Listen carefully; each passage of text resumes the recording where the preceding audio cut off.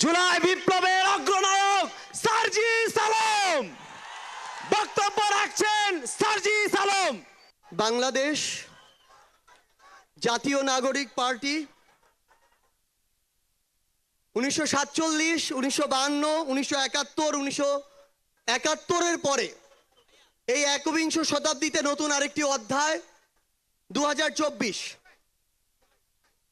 আমরা এখানে এই 24-এর অভ্যুত্থানে ফ্যাসিস্ট বিরোধী যে লড়াই করেছি, খুনি হাসিনার বিরুদ্ধে আমরা যারা ঐক্যবদ্ধভাবে লড়াই করেছি, বাংলাদেশের ফ্যাসিস্ট বিরোধী সকল রাজনৈতিক দলের মতের, ধর্মের, বর্ণের, বয়সের যে মানুষ আমরা আজকে এখানে ঐক্যবদ্ধ হয়েছি।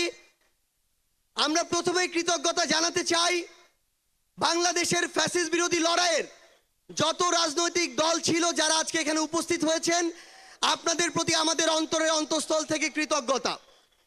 আমরা শুধু আপনাদেরকে একটা কথাই বলি, একটা অনুরোধ করি। আমরা বিশ্বাস করি যদি ওই 5 অগাস্টে খুনি হাসিনা জান নিয়ে পালিয়ে যাওয়ার পরে আমরা এই বাংলাদেশ নিয়ে যে স্বপ্নগুলো দেখেছিলাম সেগুলো আমরা বাস্তবায়ন করতে চাই, তাহলে আমাদের এই রাজনৈতিক দলগুলোকে ঐক্যবদ্ধভাবে কাজ করতে হবে।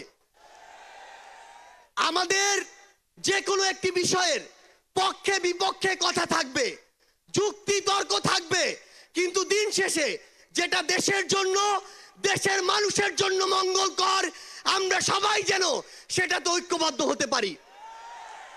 আমরা বিশ্বাস করি আমাদের এই রাজনৈতিক দলগুলোর মধ্যে যদি এই মিউচুয়াল রেসপেক্টটা থাকে, আগামীর বাংলাদেশ হবে অপ্রতিরোধ্য বাংলাদেশ। আমরা আপনাদেরকে অনুরোধ করি বাংলাদেশের সরকারি যত কর্মকর্তা কর্মচারী আছে তারা যেন আর তাদের দায়িত্ব পালন বাদ দিয়ে তোষামোদীর রাজনীতিতে লিপ্ত না হয়।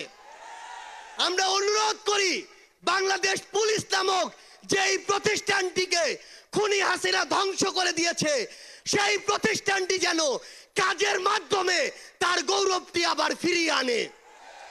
আমরা আপনাদেরকে অনুরোধ করি সরকারি সকল অফিস আদালত যত কিছু রয়েছে, সে পুলিশ হোক, বিচারক হোক, আমলা হোক, দয়া করে জনগণ থেকে হাত পেতে ওই ঘুষের টাকা নিবেন না।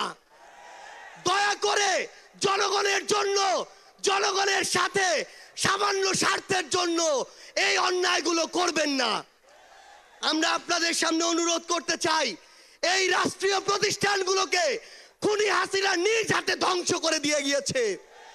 সকল রাজনৈতিক দলকে ঐক্যবদ্ধভাবে এই প্রতিষ্ঠানগুলোর সংস্কার করতে হবে। এই প্রতিষ্ঠানগুলোতে যেন সেই মানুষটি বসে যেই মানুষটি দেশ এবং মানুষের জন্য ভালো, সেই মানুষটি নয় যেই মানুষটি আমার মাইম্যান। আমাদের একটি জিনিস লক্ষ্য রাখতে হবে, আমার সামনে আমার আহত যোদ্ধারা, আমার সামনে 16 বছর ধরে বিভিন্ন রাজনৈতিক দলের কিংবা নির্দলীয় যারা ফাইট করেছেন তারা বসে আছেন। আমার সামনে আমার শহীদ পরিবার রয়েছে। এই প্রত্যেকটি গুম, খুন, বিচার বহির্ভূত হত্যা, এগুলোর বিচার যেন আমরা ঐক্যবদ্ধভাবে করি। এই খুনি হাসিনার বিচার যেন আমরা ঐক্যবদ্ধভাবে করি। একটা জিনিস মনে রাখতে হবে, নিজেদের সামান্য স্বার্থের জন্য যেন কোনো অপরাধী ছাড় না পেয়ে যায়।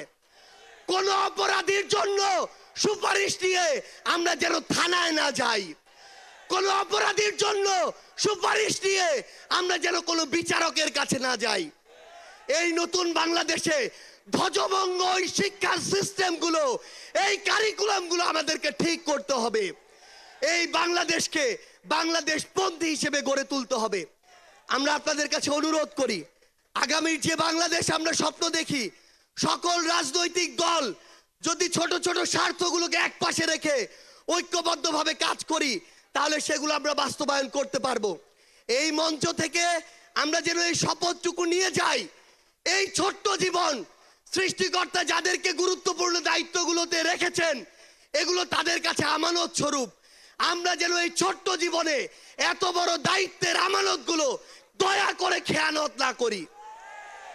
আমরা আপনাদের কাছে অনুরোধ করি আমাদের রাজনৈতিক দলগুলোর মধ্যে কেন্দ্র থেকে ওই একদম গ্রাম পর্যন্ত রুট পর্যন্ত যেন নিজেদের ভিতরে সুস্থ একটি প্রতিযোগিতা হয়, দয়া করে যেন আমরা কাউকে প্রতিপক্ষ না মনে করি। আমরা যদি যারা বড় রাজনৈতিক দল রয়েছি ছোটদেরকে ধীরে ধীরে সামনে এগিয়ে যেতে না দেই, তাহলে আমাদের মধ্যে ধীরে ধীরে এমন একটি মানসিকতা আসবে, যেই মানসিকতা হয়তো আমাদেরকে ধীরে ধীরে একটি স্বৈরাচারী আচরণের দিকে নিয়ে যেতে পারে। আমরা যেন সব সময়, আমি সহ আমরা সবাই খুনি হাসিনাকে দেখে যেন শিক্ষা নেই। আমরা আপনাদের কাছে অনুরোধ করি, আগামীর বাংলাদেশকে আমরা ঐক্যবদ্ধভাবে গড়ব। এবং একটা জিনিস শুধু মনে রাখবেন, দিন শেষে দেশ এবং মানুষের স্বার্থকে সবার আগে রেখে যদি আমরা এগিয়ে যেতে পারি, তাহলে আমাদের কাঙ্ক্ষিত বাংলাদেশ সম্ভব। আপনাদের সাথে লড়াইয়ের রাজপথে অথবা বিজয় দেখা হবে। সব সময় বাংলাদেশের এই নতুন আজ যে পার্টিটি জন্ম নিতে যাচ্ছে, সেই পার্টির সাথে থাকবেন, সমর্থনে থাকবেন, দোয়ায় রাখবেন। আপনাদের সাথে আবারও দেখা হবে রাজপথের সংগ্রামে অথবা বিজয়ে। ধন্যবাদ সবাইকে। আমরা জানি সবাই হয়তো বিরক্ত হয়ে গিয়েছেন। আমরা কি সবাই ক্লান্ত হয়ে গিয়েছি? স্লোগান কি হবে? ইনকিলাব ইনকিলাব ইনকিলাব ইনকিলাব ইনকিলাব ইনকিলাব। তোমার দেশ আমার দেশ, তোমার দেশ আমার দেশ।